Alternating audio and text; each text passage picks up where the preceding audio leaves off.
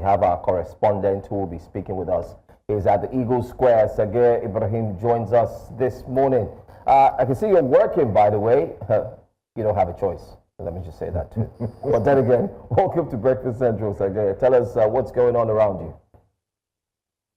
Good morning, Joe. Good morning, Olive. Olive, you're looking lovely, I must say. Happy Workers' Day to everyone in the studio, of course. This will get Joe, a bit jealous, but then today is the day set aside to celebrate, of course, the efforts of Nigerian workers. As you can see, we're still, getting arrivals from the different workers' union, from the different federal ministries, departments, agencies, private sectors, and the like, including road transport workers, are here present today to mark and celebrate today. Of course, there's a lot to celebrate. Nigerian workers are the backbone upon which the country, and indeed the country's economy, is built. And this is what we're here to celebrate today. But then, of course, there are a couple of challenges, top of which is the welfare of Nigerian workers. Earlier in the day, of course, Joe, Olive, and Benga, I heard you talking about workers' welfare, workers' salary. This continues to be the issues that Nigerian workers are traveling for. 70,000 minimum wage. Implemented, some would say completely, some would say maybe not. But then again, is the 70,000 naira minimum wage enough? Nigerian workers, of course, have voiced concerns that not enough, and probably this day will serve as another opportunity for them to champion the cause for an improved welfare, for improved living conditions, for improved working conditions, and of course for bringing into forth all of those issues that they face while doing their job and while carrying out their national responsibilities. Now, Sagir, what type of, are we expecting the president or vice president, what sort of dignitaries are we expecting today? And could you walk us through the lineup of events? Well, it's still preparations underway. Usually during days like this, we expect the arrival of the vice president, who addresses the workers and, of course, address the nation. We suspect that that's still going to be the same agenda that will be adopted today. But for now, we've seen the arrival of several, high-value NLC labor union excos arrive.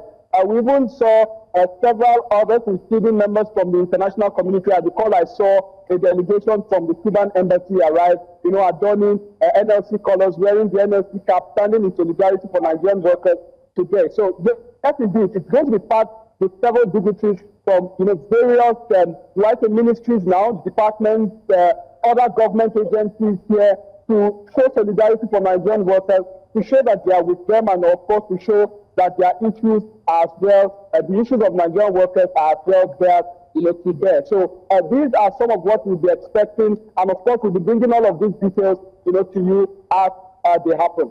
We definitely look forward to getting the updates and the report from you. Totally unrelated to the, okay, maybe not unrelated, but as an aside, I want to ask Sagir, if you could make suggestions as to how we can better the quality of life of the Nigerian worker. Are there suggestions that readily come to mind for you? After that, but first of all, I'm not a guest on here too, but then let me start by saying there's a lot that can be done, especially considering the fact that the price of food commodities in the market has not been friendly for the pockets of Nigerian workers.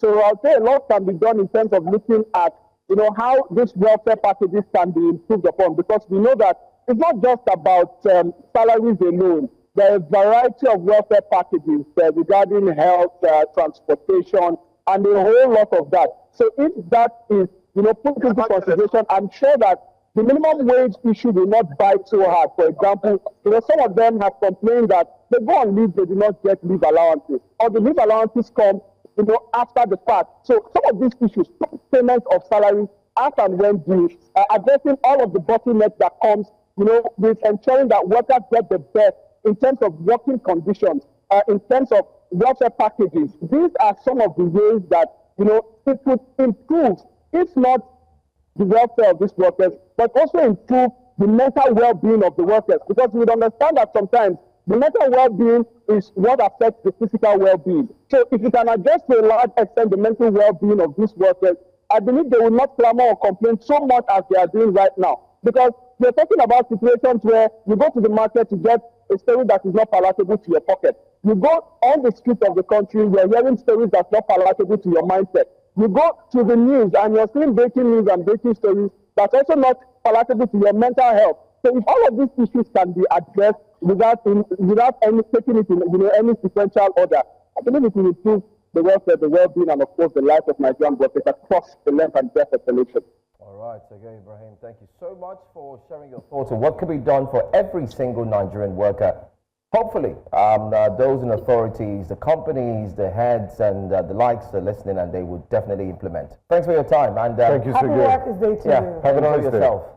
All right. Still in the spirit of Workers' Day, we have our correspondent Austin Azu, who's reporting live from the stadium in Asaba. Good morning, Austin. Happy Workers' Day, first of all. What are the celebrations looking like in Delta State? Olive, we are currently at Cenotaph, one of the event centers used by government officials here in Asaba, the Delta State capital. Of course, today is Workers' Day, and the theme for the Workers' Day here in Delta State is reclaiming the civic space in the midst of economic hardship. Of course, you should know where that Nigerians are going through a lot in terms of the economic hardship, and this is the particular area where the event is going to hold today, and is expected that over 60,000 workers from the state is expected to converge here and, of course, listen to present their demands before the state government, and thereafter listen to the response of the state government. So many of them are finding their ways into this particular arena, and of course, you know that Delta State is very peculiar when it comes to river area, so a lot of them will find it very difficult to get here on time. So obviously, we are having most of them still coming into this arena, and of course, we learned quite well that the governor will be highly represented at this venue. We'll have some of the workers here to speak to us. All right, we have Ufoma Onovugakbo to bring us to speed. How do you feel today being celebrated as a worker in the States? Okay, I feel so happy being part of today's event. It's not really been easy. We give God thanks for making it possible for us to see this year. And we are appreciating our governor for making it possible for workers to be receiving the new minimum wage.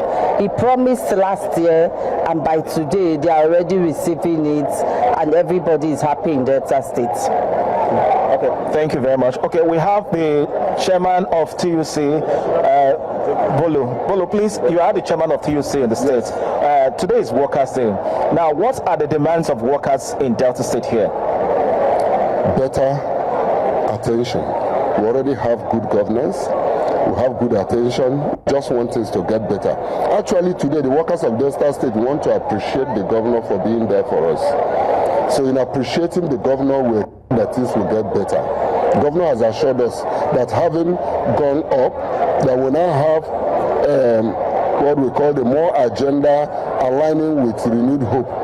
So the workers have to get a renewed hope. So we're looking forward to a better welfare package from the governor. He's doing well, but we're looking forward to a better deal. Okay, one of the issues we have heard so far is the issue of lack of accommodations to workers in the state here. And of course, we've only heard that the primary school teachers are not quite happy. I know, of course, it doesn't fall under your own particular association, but under the TUC, under the NLC.